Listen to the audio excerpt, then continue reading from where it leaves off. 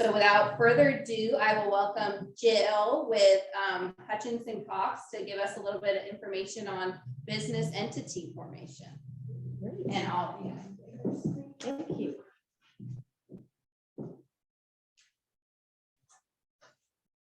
Thank you very much. All right. So I give old school presentations, right?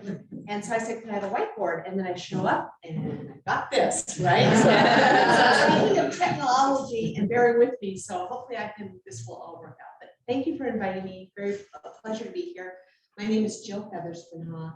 I am now a consulting partner at Hutchinson Cox, but immediately prior to that, beginning in January, I had a Business Law Center, which has been my firm for 22 years, and we merged, and now I am very pleased to be at Hutchinson Cox. So yeah, we provide all kinds of different business services. On everybody's table, I put a program. We have a form-up program, and you can have a look at that, and I'll describe that briefly when we are done.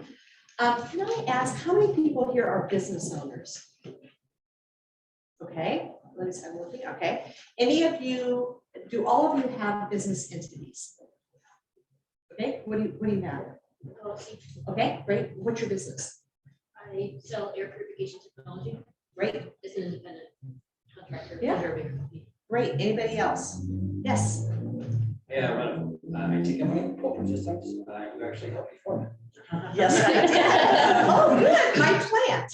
Right. That's great. Yes. Take my payment after. Yes. Yes. Yeah. You'll get it too. Yes. Nice to see you.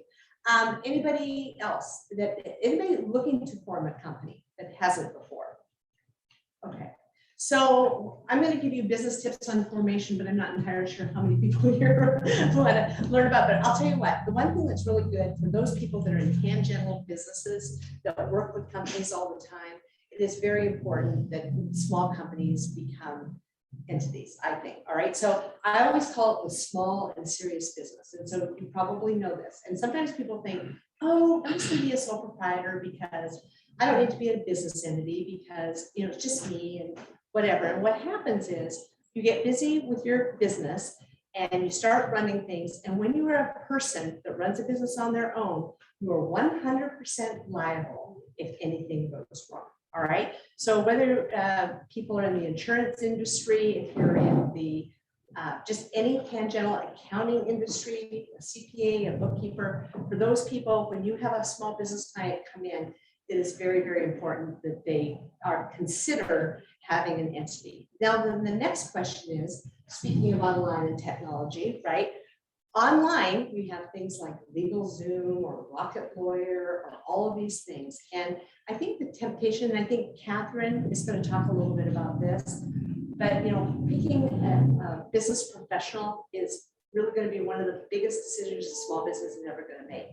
And a business professional does not include LegalZoom or Rocket Lawyer. Okay, those are not business professionals. As a matter of fact, what's really interesting about those organizations, is everyone familiar with what they are? They're like quick start, you know, you can pay $100 online and they send you articles and documents with blanks in them. But basically what they do is they sell these cheap, really terrible forms, and you give them money.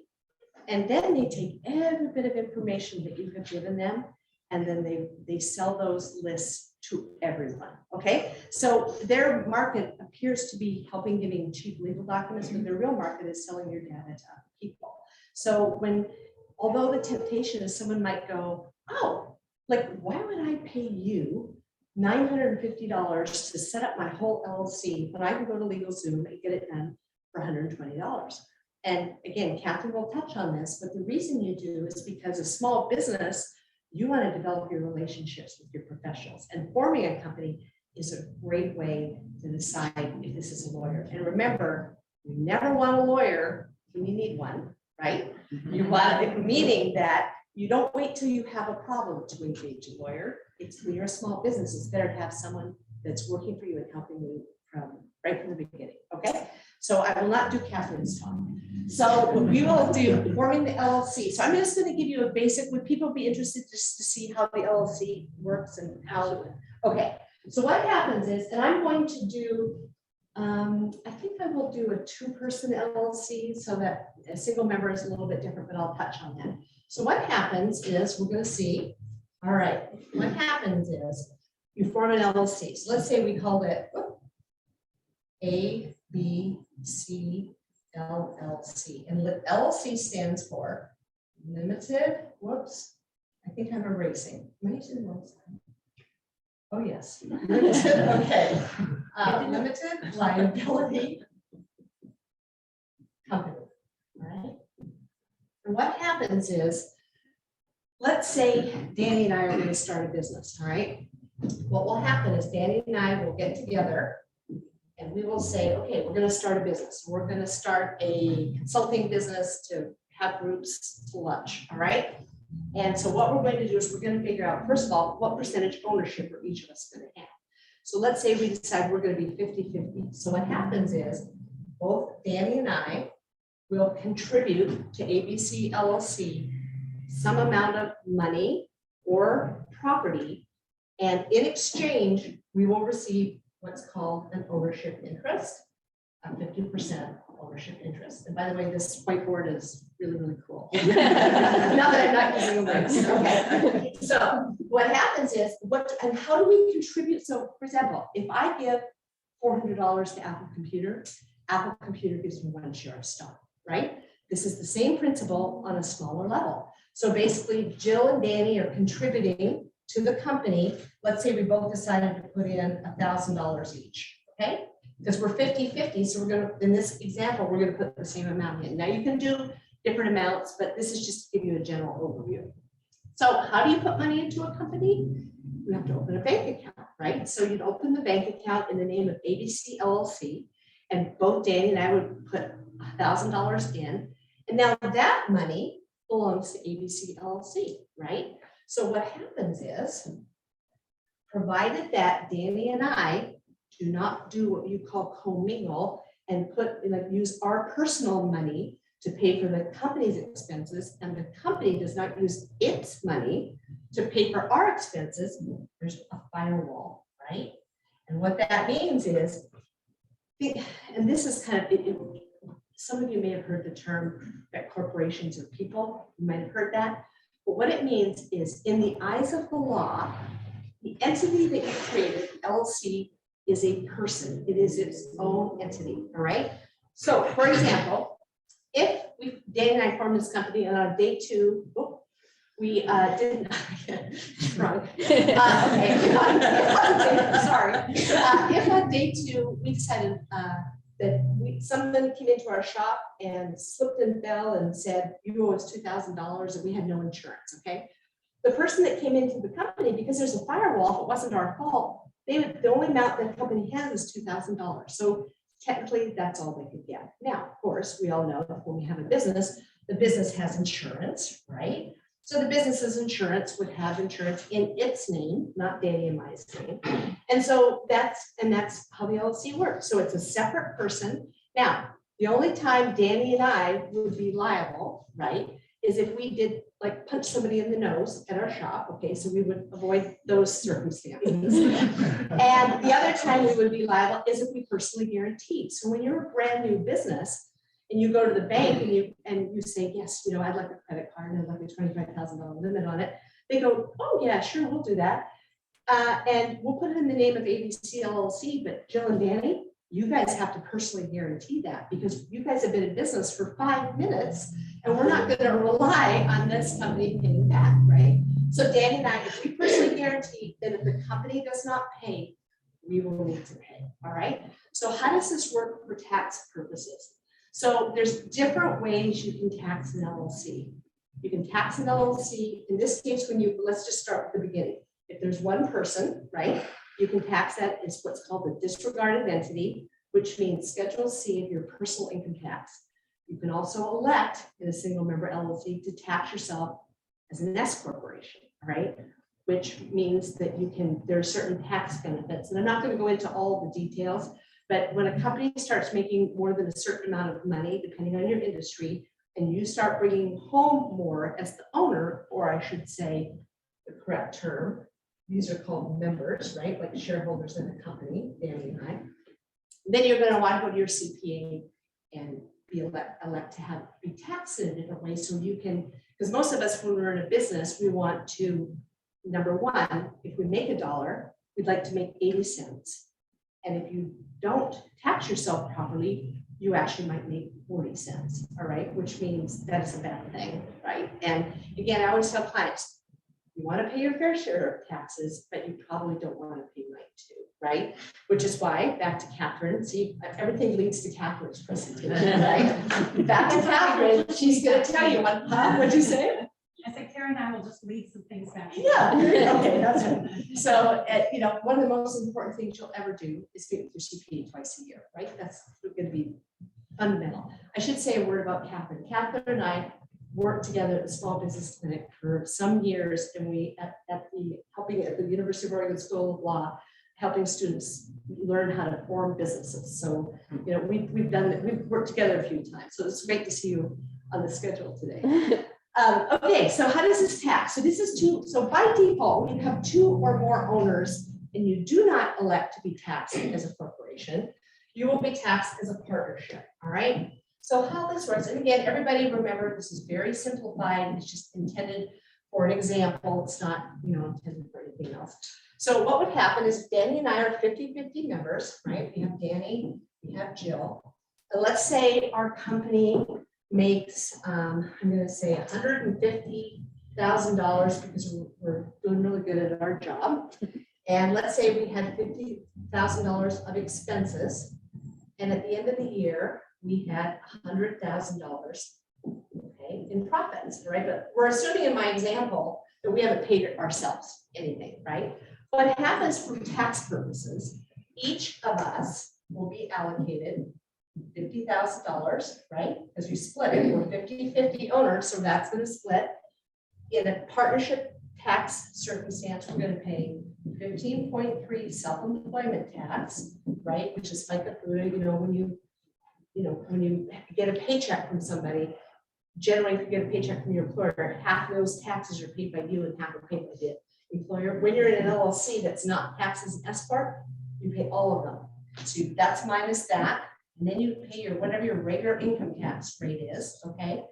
And that minuses that, right? So then Danny and I are going to net out whatever we net out, and that's how it works. Now, again, if Danny and I, let's say Danny and I, our business got going really, really good, and we're making, and let's say this amount would be our fair reasonable range, we would be a partnership. There's other reasons you'd be a partnership too, but if we started making $350,000, that's probably when we elect to say, okay, we're going to be taxed as an S corp, all right? So I would say the most important issue to take away here is that when you have friends, if you're advising small businesses, if you are, you know, a small business yourself and thinking, you know, why would I want to? I'm just going to be a sole proprietor. Remember, the reason you do it is to have the liability protection, right? And again, I should also note, because ABC LLC is a person in the eyes of law, any contracts that you enter into, the company enters into those contracts, not Jill and Danny, right? So, for example, if we went and got a lease, we would have ABC LLC would be the tenant. We'd have that relationship with the landlord, and then maybe some landlords won't make us personally guarantee. But then again, probably 85% of them are going to say, okay, Jill and Danny, again, we've been in business for 5 minutes. And so if the LLC doesn't pay its rent, we want you to pay. So yes, that's the LLC. Does anybody have questions or thoughts or anything? So I guess what I would say is, you know, is there anybody online that has any questions or wants any tips or any thoughts? They haven't posted any in the chat. Okay, great. All right, so basically, I guess what I would say to you, tips, forming a company, there's many different ways you can do it. It is all very specific. The one thing I will say to you is when you are forming an LLC, there's documents that you will file, right? Or your lawyer will do for you. Articles of organization, okay? And then what will happen, you would get an employer identification number, which is also very important because you want to be able to use an EIN for your LLC, which is like your LLC social security number rather than your own personal social security number. And then the most important document you will have if you're a 2-person LLC is what's called an operating agreement, okay? The operating agreement is a partnership agreement. Now, if there's a tip that I would give anybody, if you ever decide to go into business together, Danny and I would certainly do it, okay?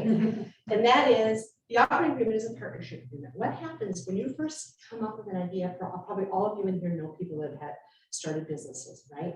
And how excited are they, right? So excited. And they're going to go into business with their brother or their best friend, or I've a group of friends, and I've had people say, oh yeah, we don't need to worry about the partnership agreement. We are like brothers, okay? And I'm like, okay, well, and you know, and then I tell people, look, I say it somewhat just, but it's kind of not.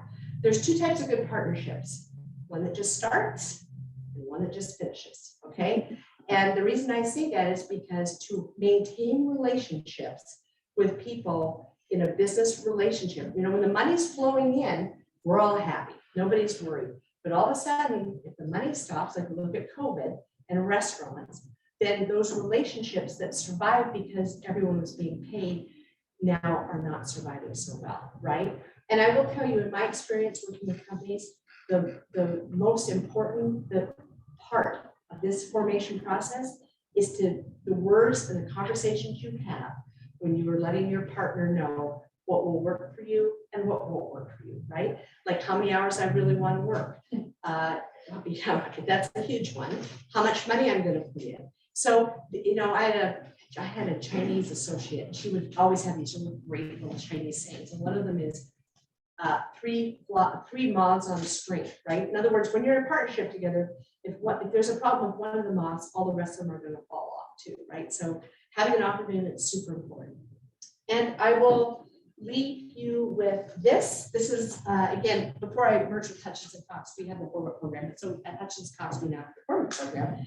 What this is if you basically form a entity with us, you can get an educational consultation. We have partnered with Jones and Roth and Summit Bank. And again, shout out to Catherine's daughter, Maggie, who apparently is working over there. And all these parties will give a educational consultation, no charge, because what happens when I set up so many companies with people over the years, people go, oh yeah, I'm gonna get a CPA. Oh yeah, I'm gonna go to the bank. But you're just so busy. Honestly, it's not, you don't need to. But if you don't get your professionals lined up, what happens is you could go, oh my goodness, like Danny and I go, oh my God, we had a great year. Look at us, we made 50,000. But oh, whoops, Danny and I forgot. We forgot to save any money for our taxes, which are 30% of what we made.